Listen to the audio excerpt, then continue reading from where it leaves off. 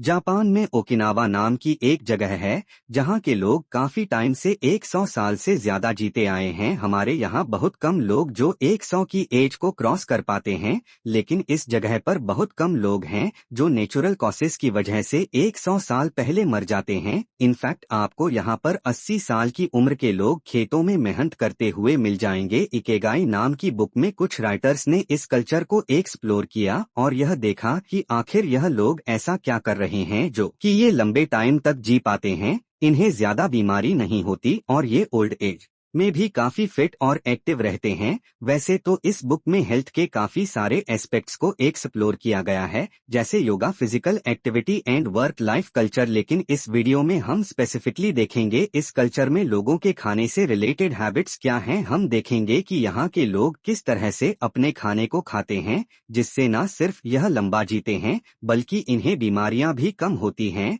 और यह बूढ़ी उम्र में भी खेतों काम कर पाते हैं। सबसे पहले आपको यह समझना होगा कि खाना आपकी बॉडी में पचता कैसे एंड बॉडी में खाना सच पच रहा है या सड़ रहा है। खाने का डाइजेशन हमारे मुंह में ही स्टार्ट हो जाता है। हमारे मुंह में प्रोड्यूस होने वाला सलाइवा खाने में प्रेजेंट स्टार्च को ब्रेक करता है। तो अगर आप स्टार्च बेस्ड डाइट जैसे फ्रूट्स या आलू खा रहे हो तो उसका एक मेजर पोर्शन आपके मुंह में ही डाइजेस्ट हो जाता है। जब आप अच्छे से खाने को चबाक निगलते हो तो खाना आपके इसोफागस से होकर पेट में जाता है। एक बार खाना आपके पेट में पहुंच गया तो आपका पेट 3 एंजाइम रिलीज करता है, हाइड्रोक्लोरिक एसिड, म्यूकस और पेप्सिन। पेप्सिन आपके खाने में प्रेजेंट प्रोटीन को डाइजेस्ट करने में हेल्प करता है, लेकिन पेप्सिन को काम करने के लिए एक एसिडिक मीडियम की जरूरत होती है और यह acidic medium hydrochloric acid provide करता है। अब क्योंकि हाइड्रोक्लोरिक एसिड एक बहुत ही स्ट्रांग एसिड है जो आपके पेट को काट सकता है, इसलिए आपके पेट में म्यूकस भी रिलीज होता है जो आपके पेट के इनर वॉल्स को चारों तरफ से घेर लेता है और उसे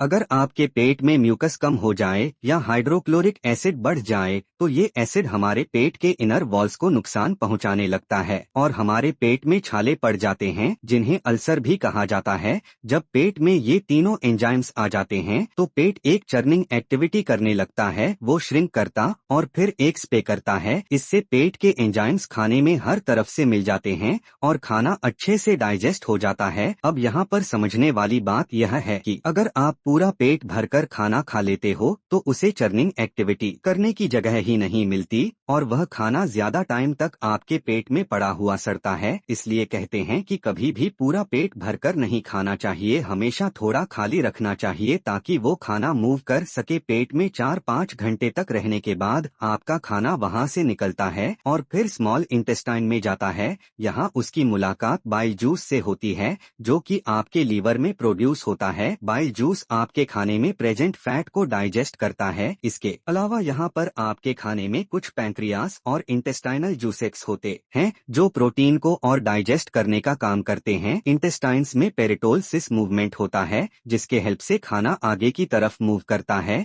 इसीलिए फिजिकल एक्टिविटी बहुत जरूरी है। जब आप फिजिकल एक्टिविटीज करते हो तो इंटेस्टाइन्स के लिए पेरिटोलसिस मूवमेंट और आसान हो जाता है। रास्ते में आपके स्मॉल इंटेस्टाइन्स की वॉल आपके खाने से न्यूट्रिएंट्स को अब्सॉर्ब करके उसे आपके ब्लड सेल्स तक पहुंचा देती है। जो खाना सही से डाइजेस्ट नहीं हो पाता वो बाकी के वेस्ट मटेरियल के साथ आपकी लार्ज इंटेस्टाइन में चला जाता है, वहां से बाहर निकल जाता है। अब जब आप डाइजेशन के प्रोसेस को अच्छे से समझ गए हो तो आइए देखते हैं कि आप किस तरह से अपने ईटिंग हैबिट्स को इम्प्रूव कर सकते हो और यह वीडियो का सबसे इम्पोर्टेंट पार्ट है, ध्यान से सुनना। Number 1, chew your food well. जैसा कि हमने देखा आपके खाने का डाइजेस्ट मुंह से ही स्टार्ट हो जाता है। अगर आप खाने को अच्छे से चबाओगे नहीं तो आपके खाने में प्रेजेंट स्टार्च का डाइजेशन अच्छे से नहीं हो पाएगा। इसके अलावा हमने देखा कि आपका पेट एक चर्निंग एक्टिविटी करता है जिससे पेट के सारे एंजाइम्स फूड में अच्छे से मिक्स हो जाते हैं। इमेजिन करो कि आपने अपने खाने को अच्छे से नहीं चबाया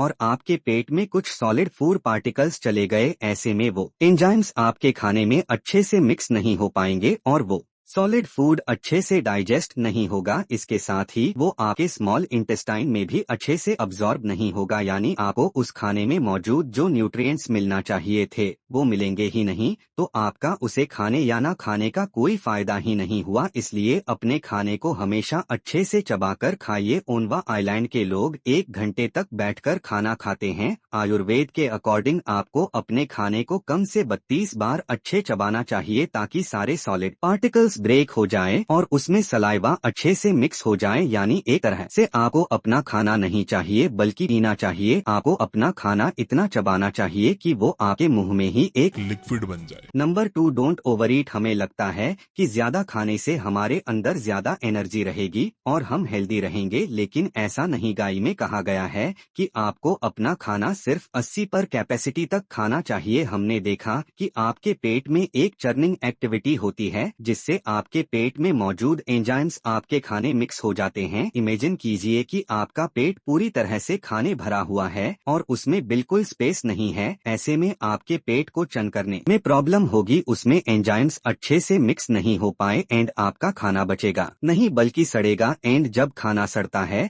तो हमें एसिडिटी होती, मुंह से बदबू आने लगती है। इसलिए आप कभी भी पूरा पेट भरकर मत खाओ। Number 3, don't drink water after eating food. अगर आपने बचपन में रसना पिया है तो आपको पता होगा कि उसमें एक लिमिट तक पानी डालते हैं। अगर आप उसमें बहुत ज्यादा पानी डाल दोगे तो उसका टेस्ट फीका हो जाएगा। पानी हर चीज को डाइल्यूट कर देता है और उसे कम इफेक्टिव बना देता है। दूध में पानी मिलने से वह पतला हो जाता है और एसिड में पानी मिलने से वह कम इफेक्टिव हो जाता है। जैसा कि हमने देखा कि हमारे पेट में काफी सारे एंजाइम्स रिलीज होते हैं, तो जब हम खाने के ठीक बाद पानी पी लेते हैं तो हमारे ये सारे एंजाइम्स डाइल्यूट हो जाते हैं, उनका असर कम हो जाता है जिससे हमारा खाना सही से डाइजेस्ट ही नहीं होता। आयुर्वेद में बताया गया है कि खाने के बाद हमारे पेट में जठर अग्नि जलती जिससे खाना पचता है। अब अगर आप पानी पी लोगे तो वो अग्नि तो बुझ ही जाएगी, फिर खाना पचेगा नहीं, सड़ेगा।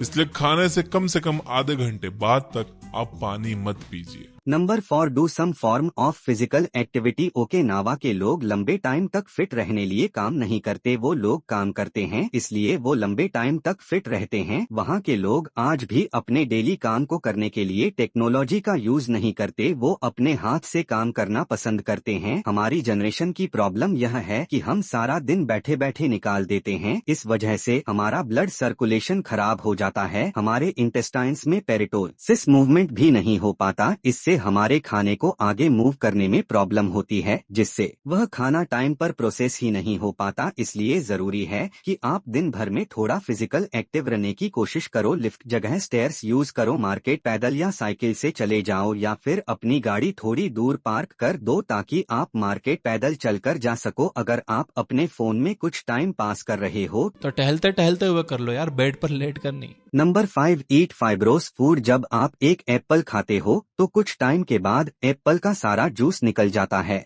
और आपके मुंह में सिर्फ फाइबर बच जाता है। यह फाइबर डाइजेशन प्रोसेस को इम्प्रूव करने का काम करता है। हरी सब्जियां और फ्रूट्स में बहुत सारे फाइबर होते हैं। जब आप फाइब्रोसिस्टिक पेट में एक साथ अच्छे से मूव कर पाता है और आपका डाइजेशन भी सही हो पाता है। अगर आप एप्पल छील के खा रहे हो या सिर्फ उस फ्रूट का जूस पी रहे हो तो इससे आपका पेट पूरी तरह से साफ नहीं होगा। इसलिए आप अपने डाइट के साथ हमेशा कुछ ना फाइबरस आइटम्स जरूर रखिए। खाना खाने का एक सिंपल रूल याद रख लो, आपको 100 साल पीछे जाना है। जो लोग 1900 से पहले खाते थे आप उसे खाइए, जैसे दाल सब्जी रोटी ओट्स मीट फ्रूट्स। जो चीज साल 1900 से पहले एग्जिस्ट तो करती थी लेकिन लोग उसे कम खाते थे, आप भी खाओ, जैसे कि शुगर। और जो चीज साल 1900 से पहले एग्जिस्ट ही नहीं करती थी आप उसे जितना ज्यादा हो सके उतना ज्यादा अवॉइड करो। इस कैटेगरी में आपके सारे प्रोसेस्ड फूड आइटम और जंक फूड आ जाते हैं।